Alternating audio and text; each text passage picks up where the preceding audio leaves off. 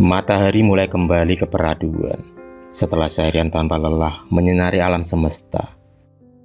Resti, wanita cantik itu, mulai merapikan diri untuk kembali ke tempat kerjanya. Dan semenarik mungkin, memakai baju seseksi mungkin, agar malam ini dia mendapatkan uang yang banyak dari para pelanggannya. Dunia gelap itulah pekerjaan yang sekarang digeluti Resti.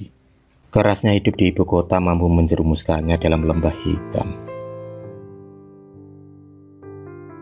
Resti tak memperdulikan lagi ocehan para tetangga yang selalu menyinyir tentang kehidupannya. Yang dia pentingkan adalah hidup enak dengan bergelimang harta. Tubuhnya yang aduai serta wajah cantik putih dan mulus mampu memikat para laki-laki hidung belang tanpa memakai susu pemikat.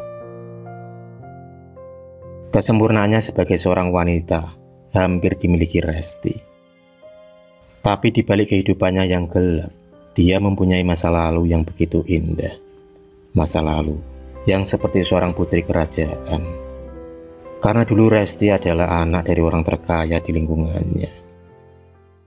Tapi kebahagiaan itu hilang setelah kasus korupsi yang menjerat ayahnya. Ibunya yang menderita gagal ginjal harus rutin periksa ke dokter, dan itu membutuhkan uang yang tak sedikit. Resti tak mempunyai jalan lain selain memanfaatkan kecantikannya. Meski menikmati jalan yang dia pilih sekarang, Resti terkadang ada sedikit rasa lelah dan ingin terlepas dari jeratan para mucikari. Malam itu tepat pukul 3 malam. Resti berjalan sempoyongan menuju ke rumahnya. Bau alkohol mewarnai aroma tubuhnya. Mata yang sayup mulai membuatnya sedikit tak sabar untuk sampai di rumahnya.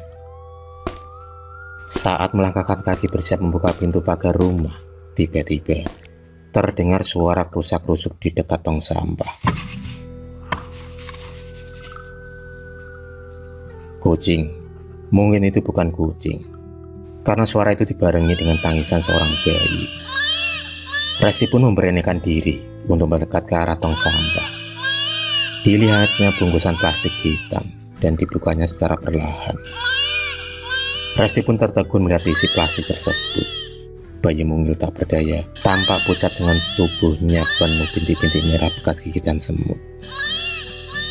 Bayi itu tampak kehausan. Itu terlihat dari bibirnya yang mulai mengering. Resti kemudian memungut bayi tersebut. Sebejat-bejatnya perilakunya saat ini, tapi dia masih mempunyai sedikit rasa kasihan. Diambilnya air, lalu diminumkannya sedikit demi sedikit dengan menggunakan sendok. Mulut mungil itu tampak sangat menikmati dari tangan Resti. Begitupun Resti, seumur hidupnya, baru kali ini dia merasakan kebahagiaan. Karena dia merasa berguna bagi orang lain, dan ternyata itu sangat menyenangkan.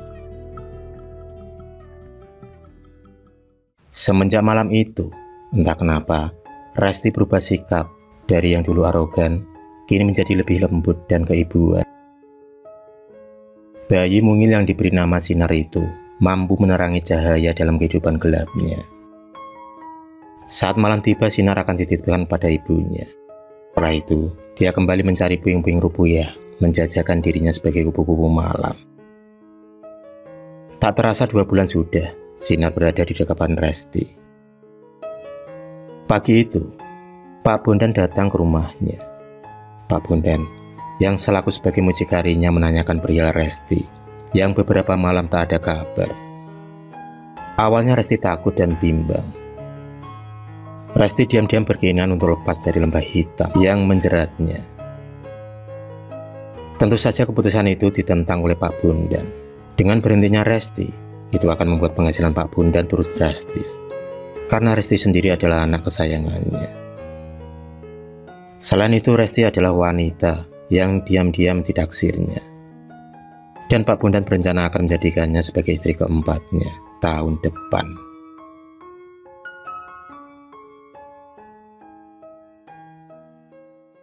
Secara diam-diam Pak Bondan mencari tahu penyebab Resti berhenti dari pekerjaannya. Yang lambat laun baru diketahui bahwa Sinar si bayi mungil itulah penyebab Resti berubah haluan. Pak Bondan kemudian berencana untuk memisahkan Resti dari Sinar. Mungkin itulah satu-satunya cara agar Resti kembali dalam jeratannya. Sore itu, Pak Bondan sengaja menyewa seorang preman bayaran untuk menculik Sinar. Dan tugas itu pun dilaksanakan dengan baik. Sinar jatuh ke tangan preman bayaran tersebut. Tangis meronta, tak dipedulikannya. Dia sudah menyusun rencana untuk memisahkan bayi itu dari Resti dengan cara menghanyutkannya di sungai. Dan untuk melancarkan aksinya itu, butuh menunggu waktu yang tepat. Jam 12 malam, waktu yang sepi dan juga dirasa sangat tepat untuk melenyapkan Sinar dari kehidupan Resti. Pak Bondan yang ditemani kedua preman itu menuju ke sungai yang beraliran deras. Tak diperdulikan lagi tubuh mungil itu menggigil kedinginan. Tak dipedulikan lagi rengekan demi rengekan bayi itu. Pak Bondan dengan keji memasukkan Sinar ke dalam kardus. Baru saja Pak Bondan melangkahkan kakinya di pinggir sungai, tiba-tiba ada suara cekikan tawa yang melanggik. Dengan jelas, Pak Bondan melihat sosok kuntilanak bertengger di pohon mangga. Pak Bondan tak memperdulikan apa yang dilihatnya. Dia tetap melancarkan aksinya untuk menghanyutkan Sinar. Tiba-tiba angin kencang datang membuatnya kalang kabut. Wanita menyeramkan berbaju putih itu turun mendekati Pak Bondan dan para premannya. Tepat di hadapan Pak Bondan, sosok kuntilanak menatap tajam ke arahnya, penuh dengan kemarahan. Mata yang berlingkaran hitam itu melotot sampai terlepas dari kelopaknya. Pak Bondan yang merasa ketakutan, mencoba lari dan menghindar, tapi langkahnya seolah ada yang mencegahnya. Saat kepala Pak Bondan menunduk ke bawah, alangkah terkejutnya dia ketika melihat potongan tangan penuh darah dan luka memegang kaki kirinya. Tentu saja hal itu membuat Pak Bondan tampak ketakutan. Tak sampai di situ saja, dua preman sewaannya terkapar setelah tercekik rambut kuntilanak tersebut. Ketakutan demi ketakutan membuat Pak Bondan menyerah dan meminta maaf. Di sisi lain, Resti tampak kebingungan. Dia tak henti-hentinya menangis karena Sinar belum juga ditemukan. Matanya tampak sebam dan mukanya pucat. Saat melamun di depan televisi, tiba-tiba ada ketukan pintu dari luar.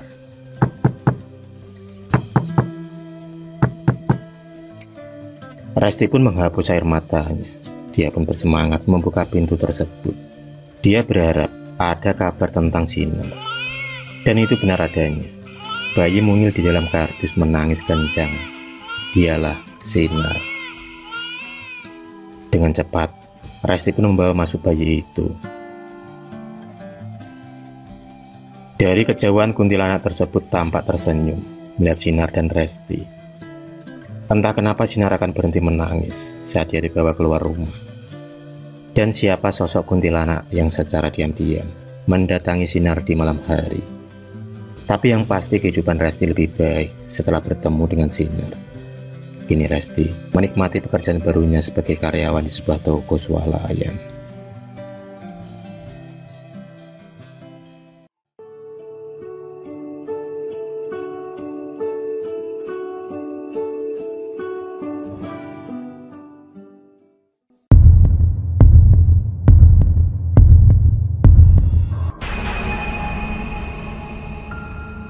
Terima kasih sudah menonton video cerita bergambar ini. Klik subscribe untuk terus berlangganan video-video cerita bergambar selanjutnya. Semangat berkarya.